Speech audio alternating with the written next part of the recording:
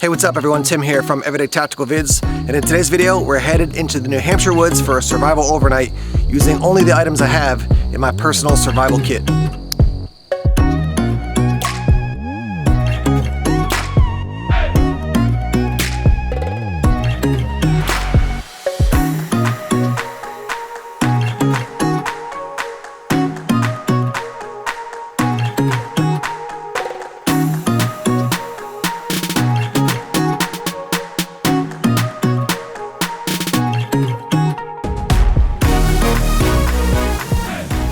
Alright, so let's get into this. First off, if you haven't seen the first video, which is where I showed what was in my personal survival kit, I'm going to roll in some footage here, and then also I've got a kit list down below in the description section, so just click that show more tab if you want to see everything that's in the actual kit. As far as the gear I have with me today, it's the personal survival kit and the clothes that I have on me, nothing else. Today's video is about what would you do in a real survival scenario. So this is not really about bushcrafting as much as real life survival. If all of a sudden you discovered, hey, I'm lost in the woods, I don't know how to get back to my car, I'm gonna be out here for the night, what would you do? So for me right now, top two priorities are get some sort of quick shelter up, even if it's not the final shelter that I want to have for the night, at least I have something in case rain comes in. And then secondly is get a fire going, get a fire reflector, and get a bunch of wood collected. Because if the rain shows up and I'm not prepared, I'm going to be hunkering down under a tree. I have a tarp, I at least want to get that set up. Let's start with that. So here's where I'm going to set up my shelter. You can see this tree right here, and then there's another small tree right there. I'm going to put a line between those two, get a tarp up, and then we'll move on to getting some fire going and getting some firewood.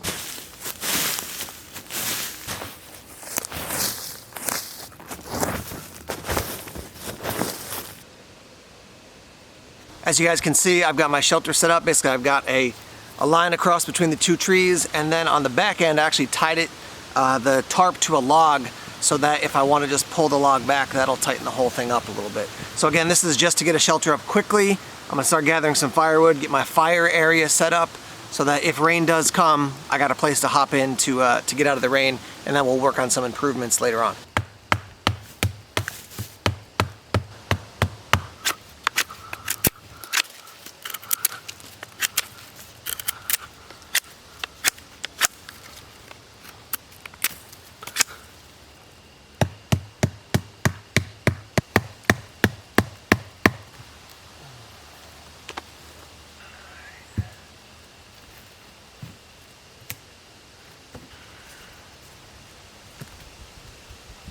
Do a quick tour of camp here. So I've got my tarp set up behind me. You've already seen that. You can also see right here, I use one of the safety pins just to keep my survival kit off the ground. Got my fleece hung up over there. I've also made, see if you can see this here. Yeah, right there. A reflective wall, and it's nothing pretty, but it's gonna get a little more heat coming back to me from the fire. I took some of the Kevlar cordage, just made a figure eight, and looped it back and forth between those two support poles just to kind of squeeze the whole thing together. Now I've got my tarp set up, I've got something to reflect some heat once I get a fire, and then you can see the start of wood collection over there. So I was walking through the woods and I passed this pine tree that has some very loose bark, so I took some pieces off. I'm gonna put it up along the sides just to add a little bit of an extra windbreak there. One thing I want to let you know is that if you peel bark off a tree to use it for a shelter, check to make sure that there's no creepy crawlies there, because the first piece I pulled off had tons of ants, and had I brought it over to the shelter, they'd all be hanging out with me tonight. So definitely a good resource, but double check to make sure there's not all kinds of things crawling all over it. Got some wind kicking up a little bit here. It's almost midday, and I do have my nutrition bar to eat, but just to mix it up a little bit, because who knows if I'm gonna have food for tonight, so I can eat that later. I'm in kind of a grassy area here, and we're gonna see if we can get some grasshoppers.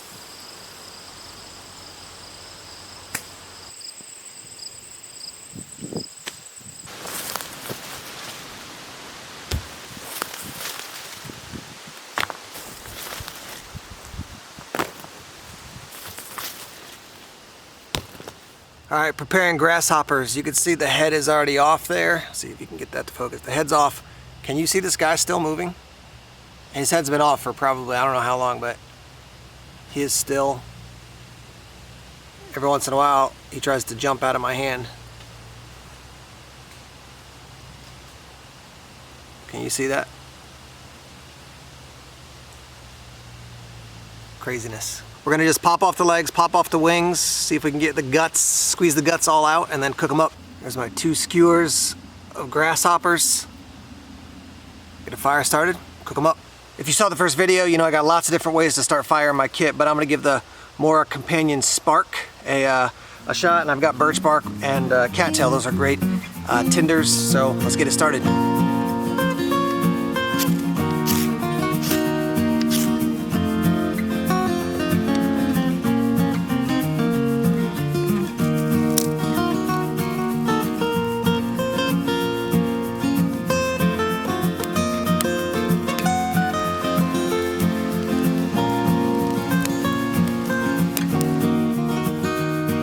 6 cooked grasshoppers. These things are still hot because I can feel the stick is still hot. The skewer, I guess, officially. But let's give these guys a shot.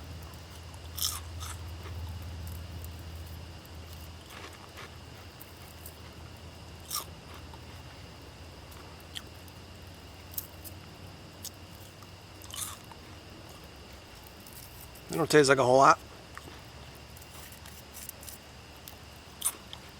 But grasshoppers are actually quite high in protein, so a little snack there. And I got my my grapes over here. I just eat a handful of the grapes here.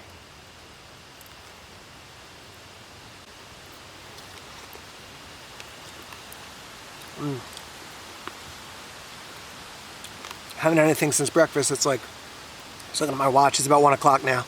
These are not their full sweetness, but they're still sour and sweet at the same time.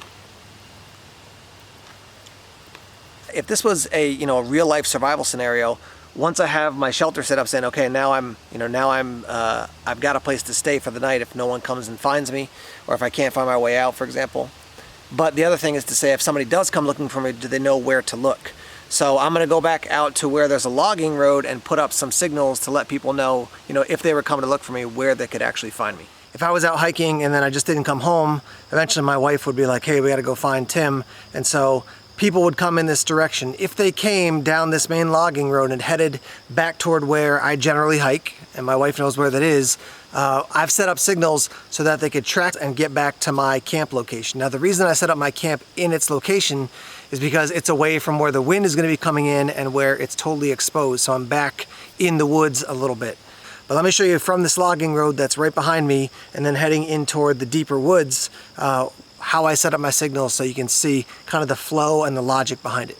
Okay, you turn off the main logging road, you're starting to come up by this little body of water, and you can see I've got some orange marking tape hanging on basically a little plant there. So that's gonna stand out at least a little bit to get somebody's attention to say, hey, this is definitely not something that's natural. A human put this here. So if they're looking for me, hopefully that'll catch their eye as they start moving in this direction. So you come past that first marker and then you're gonna come to 3 X's that are on the ground on this abandoned logging road. That's a signal of distress, of I need help. Anything in 3s, but particularly those 3 X's, should grab somebody's attention to say, hey, someone's trying to communicate something.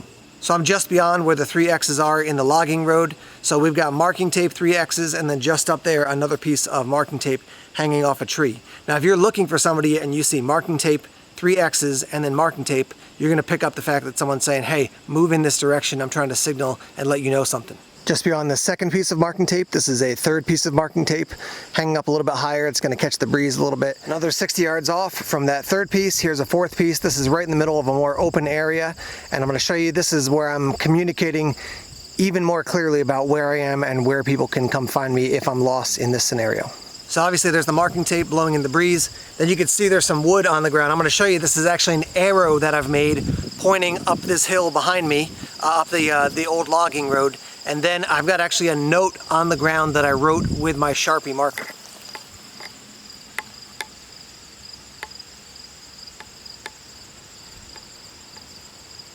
You go to the top of the hill, you take a left, and then you see this behind me. So it's like kind of a tripod thing. It's got some of the marking tape on it. I put a square around the base of it. Clearly, again, it's man-made.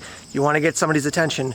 When you go up to this tripod signal device and look left, you're going to start seeing more of the marking tape, and then pretty soon you're going to see my bright orange bandana. If you get to the bandana, you'll see the camp.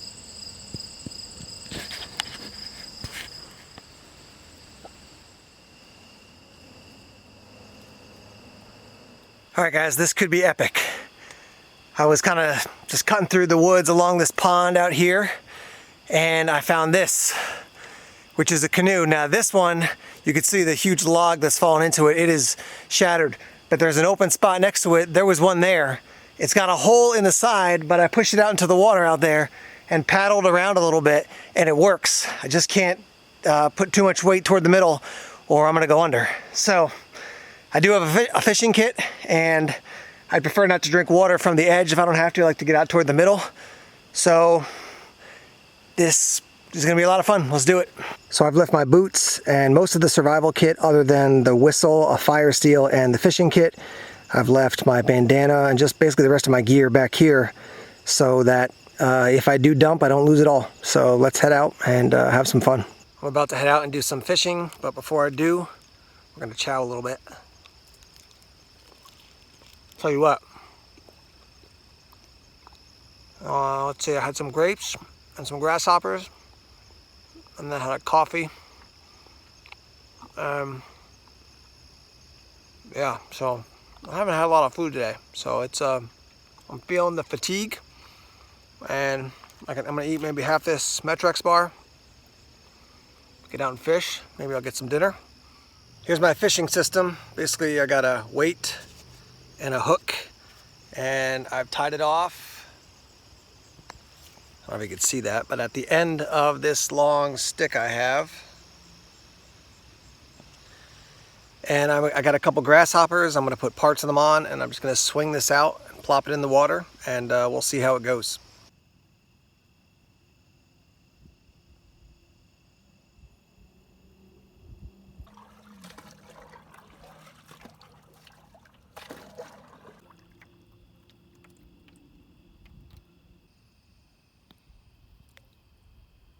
Well, it's not a monstrous meal, but it's food. One little perch. Yes! Catfish! Catfish for dinner. They're all prepped up. We're gonna get a drink of water with the Sawyer filter and then go and cook these guys.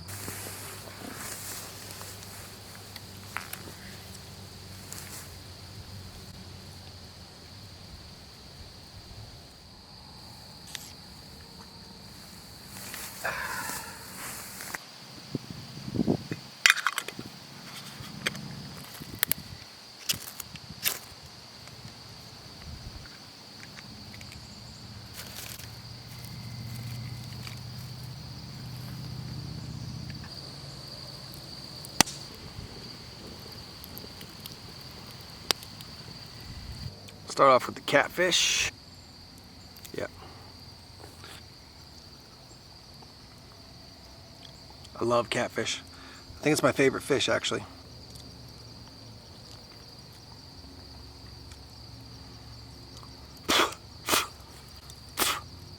Bones. That's all she wrote. Time for the perch. This one cooked faster than the catfish. Some people scale them, you know, use the backside of their knife to scale them, but I just gut them and then cook them and then eat around all the stuff I don't want. Got some wild edibles here too. While you're not going to get a ton of energy as far as calories from wild edibles, they will do a couple things. They'll help keep you regular. They'll also give you minerals, vitamins, things like that. So what I've got here is, see if we can see that, is plantain, and a little one here on the back is wood sorrel. Wood sorrel looks a lot like clover, but it has heart-shaped leaves as opposed to just a kind of ovular leaf. So I have a little salad here with my dinner.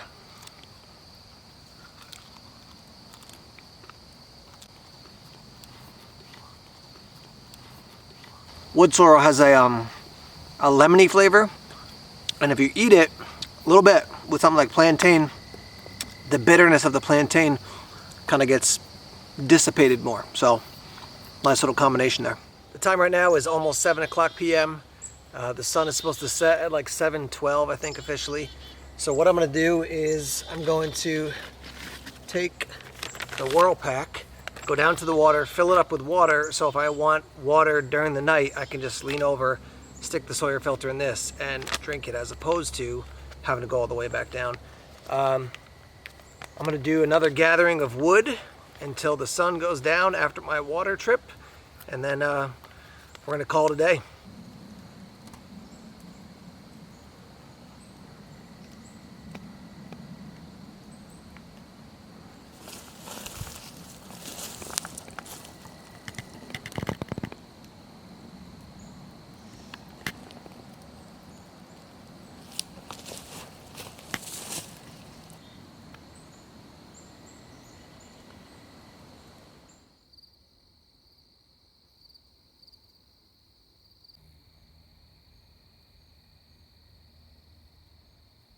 As I'm here with my face down by the water, getting a drink through the Sawyer water filter, this frog is like, no joke, probably 4 inches, maybe 3 inches from my face, just hanging out. He's like, "How you doing? Pretty nice water, huh?"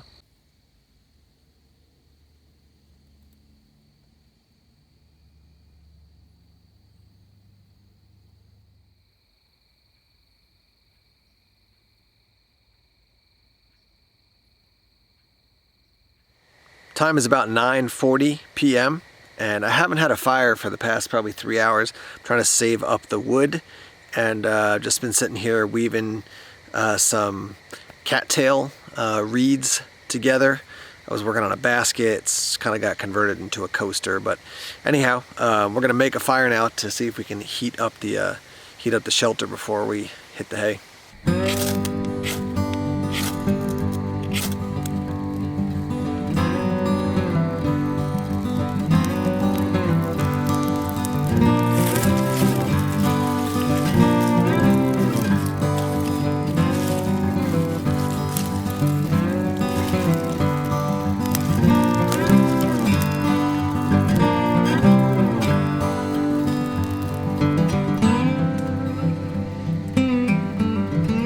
Alright guys, I'm going to bed. It's just before 10 p.m. Shelter's starting to heat up, and time to call it a day.